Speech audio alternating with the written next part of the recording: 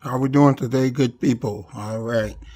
It's your man, Sir-Earl, coming at you again. Today is Sunday, August the 9th.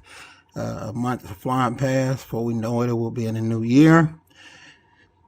Um, Once again, like I said, I want to give some thanks to United Kingdom, London, South Africa, France, Paris, Wales, Australia. They really have been tuning in a lot lately, doing a lot of downloads. We're at a significant amount of downloads. So it shows that people are listening to it. I want to say thanks. I really appreciate it. It's what gives me the motivation to keep coming at you week after week. We had a show last week that talked about people not pursuing their happiness, and I got a lot of feedback on it. I had people that clients from my club that listened to it that came to me and was like, "Hey, look, I need some advice." So I really appreciate that. I try to utilize this gift, this avenue, this venue to help educate and inspire people to live their life, because I just see so many people are doing things that just doesn't make them happy. So happiness is a choice. You have to decide that you are going to do the things in life that make you happy. So that's going to lead into my segment for today, which I have been noticing. I get a lot of people come to me for advice in owning their own business. That seems to be the new sexy of the 2000s, is to be your own boss, be your own entrepreneur. They say 87% of the people that are working hate their jobs. That's 9 out of 10. That's a lot of people that don't like their jobs. So, I know I worked a job for years before I opened up my own business. Or actually, I didn't even know my own business first. I started being a trainer. But I worked a job as an auto mechanic, which this is no disrespect to any auto mechanics, but it was a job that I hated. It wasn't for me. Um, but the money was very good. I made a lot of money working on cars. Um, but the happiness that I have been privileged to receive every day for the last 30 years that I've been self-employed, has been nothing short of miraculous. It's a whole nother ball game. It comes with this is what people need to understand when they talk about starting a business. It comes with its ups and downs, and it's never been the ups that broke people. It's always the downs, and it comes with a lot of downs. There's a lot of things come with it. So it's like you're responsible for you. If you don't kill, you don't eat. And what I get that's so alarming to me is that in this age, in the 2000s, we have a lot of people that entrepreneurship, working for yourself, is the new sexy. Everybody feels that hey, I hate my job, so I'm gonna start my own business. Well, it's a lot more complicated than that. And as I talk to people, they seek advice from me, and I will always tell you, it's always amazing to me that, let's take physical fitness for example. My wife is the number two figure competitor in the world right now, and she came from an overweight mother of three to achieve that, which is a huge accomplishment. But people will go to a out of shape trainer or a boot camp to seek their advice when you have someone that's living everyday proof right there in front of you.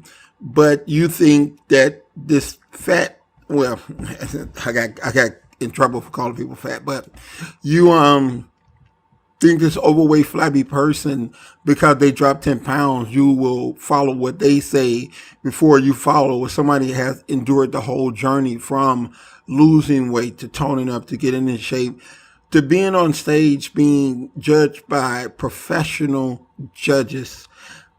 Maybe you don't want to take it that far, but trust me, if she could go from 1 to 10, she could take you from 1 to 4.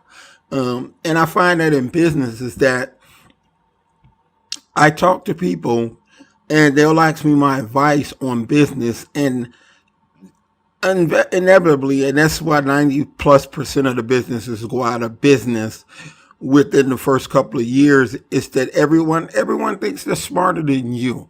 Everybody has a plan. I've had people to come to me and say, "Hey, I'm going to talk to as many people as I can.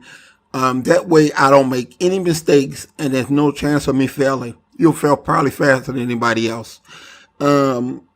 Or they'll say, I'm going to have enough money to make sure I don't fail at anything, which I've known people that have started in business that were smarter, more handsome, more money, more everything than me, and yet they didn't last. So all of these things, I'm going to work my job. I'm going to buy everything out of pocket. I'm not going to have any debt.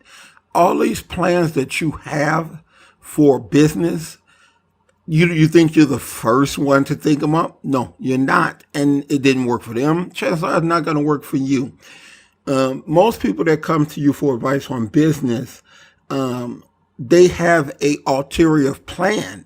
And when you have an ulterior plan, you are going to fail. It's just that simple. It's not going to work. Everybody, you try to think of everything that could go wrong. When business is take it day by day, things come at you out of the blue that you had no idea would happen, and you have to be able to adjust. The one thing that I found in all business people that they have in common is that they have a mindset that no matter what, I'm not going to fail. I'm going to meet every challenge. I'm going to do what I have to do to remain in business. So if people are coming to me as a business owner with a different attitude than that, then I'm never going to give up. Any other plan you got, I've seen it a million times and it don't work. Oh, I hate my job, so I'm going to start my own business. I'm going to make a lot of money and set my own hours. It don't work that way. You're the last person to get paid, and your hours are 24/7 by 365. So when you work an 8-hour job, you're guaranteed a paycheck, and that's best for some people. So, people try to look for what business is going to make the most money. You will never last in a business because it pays well. You have to find something that you love doing. So when the winds blow and the tough times come, the love and the passion that you have for what you do will hopefully sustain you and get you through. It has to be a love for what you do. You can't just open up something because you think, hey, this is the market. I know people that buy into real estate. I've tried to tell them and they never listen. And I know some people that make outstanding money with real estate, and I know some that lose their asses in real estate. It all has to do with the love that you have for it and the experience and the knowledge. And people think, oh, well, it's a safe thing to do. I'm going to keep my job and I'm going to own some real estate. Yeah, okay, you buy a building. Maybe you make a couple of $1,000s a year if nothing goes wrong. And what is the likelihood of having any type of home or building that nothing, water heater, roof, electrical, nothing goes wrong over the course of a year? It's highly unlikely that it's going to happen that way. So it's, I don't know because I'm not big into real estate. It's not a game that I know. I know personal training, and that's why I started my personal training studio over 30 years ago, with the average lifespan of any type of studio like that lasting 3, maybe 5 years before they go under. I've been doing this for 25 years, which enabled me to continue going and open up a second facility, which is different from the first. It's not the same thing.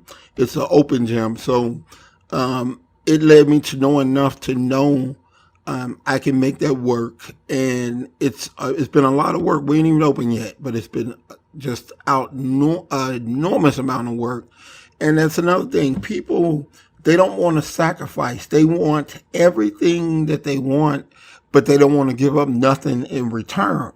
And I will tell you firsthand, without a sacrifice, your chances of making it, you can't be going on vacations. When you're not at your business, no one's going to run your business like you. They don't have the same skin in the game as you do. So vacations and time with friends and partying and drinking, if you want to be successful, those things have got to come to an end. You've got to be focused on the business that you started. And if you're not, it's not going to work. So people think, hey, I can do that. You can. I mean, you can do all those things. But what you have when you go on a vacation for 5 days, okay, first off, your business is not functioning at its capacity for 5 days. You're spending money on the vacation. You're not at your business. And then a guy like me, I'm going to rip you a new asshole because the 5 days that you're relaxing, I'm working. So that's 5 days ahead of you that you didn't get. Then you come back, it takes you 2-3 days to get back in the groove. So that's 8 days that I done been ripping you a new one. Not including, and you do that over 2-3 years. I'm so far ahead, or someone like me who is focused and dedicated to their business, which could be the same business that you offer, are so far ahead, you're never going to catch them up. And they're going to put you out of business. You have to outwork everybody. They always say in your space, I believe you outwork everybody, period. And some people may think that that's pretty extreme and all that, it just sounds good that he's saying all that. No, that's the truth. You have to work extremely, extremely hard. Hard could mean being there more hours. It could mean making adjustments for the future so your business model don't get outdated, which is the number one of the reasons why people go under. So even when I'm not at work, I'm reading, I'm enriching my mind, I'm learning. When I sit at home and I don't watch stupid ass TV, I'm watching documentaries, I'm reading stories about business owners and successful people, because I'm picking up clues of what I have to do to be in that same position. So my mind is locked on the success of my business 24/7, 365. If yours is any less, if you happen to be in my line of business, I am going to beat you, and I'm going to beat you bad. And there's somebody in every industry, I don't care which one it is, that think just like I do. They're happy you're going on vacation because it gives them a week of taking your customers and kicking your ass and getting further ahead. So they're happy you take time off. They're happy you take vacation. They're happy you take weekends off because that gives them a chance to get ahead of you. And I've had people start in my space that definitely started with more things than me, because I started with nothing. I took cash advances off my credit cards and wound up filing bankruptcy to get my first place open.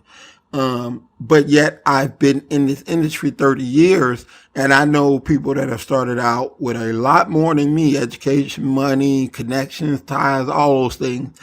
And they could last 3 years. So what does that tell you? I believe my method of just hard ass work works pretty well. So, and as I said, I'm not the only one. There's somebody in every field that wants to be number one. And that's the goal. So if you get in it to try to make a couple of bucks because it sounds good to say you're your own boss, you're going to get your ass handed to you. I've seen it too many times.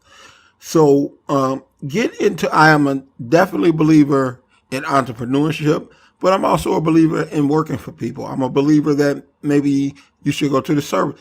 I believe every individual needs to search within themselves and figure out what it is that's going to make their life happy. So for me, having control over my future and what I do in life worked best for me. but it's came with a lot of sacrifice, a lot of losses. I believe that was one of the leading causes of my divorce. I believe that's one of the leading causes of why I'm not close with my family. That leads to why I don't have a lot of friends. Because I don't do the things that they do. I work, and I'm happy doing it. They may think, oh well, why he don't do nothing except work, work, work. But I'm happy doing it, and my happiness is all that counts to me because I am responsible for my own happiness. So the advice that I would give anybody is go deep within, look inside yourself, and figure out what it is that you need to do. Don't Okay, well, my husband's not gonna like this, my wife's gonna like this, my mom's not gonna like it. Who cares? Do what you have to do for you. And once you decide what works for you, never, ever, ever give up. That's in anything, school, work, business, whatever. I'm speaking strictly about entrepreneurship now because that's what I know. I didn't go to school. I didn't finish high school. I didn't finish college. So I don't know those things. But if that's what works for you and that's what you're trying to pursue, try to become number one at it. Pursue it with a passion. Work hard. When everybody's sleeping, you're working. When they're going on vacation, you're working. When they're working, you're working. That's the only way you're going to accomplish anything at any level. So until next time, that's just my advice on hard work and entrepreneurship. And until next week, it's your man, Sir-Earl, and I'm checking out of here. All right, y'all have a great day. Take care of yourself. Be healthy. Watch the damn coronavirus. And I'll check you guys next week. Continue to listen to the podcast and download it. Watch it on my other social media platforms. And I will continue to try to encourage and motivate and inspire people. All right. So until next week, this is your man, Sir-Earl, and I'm out. Peace.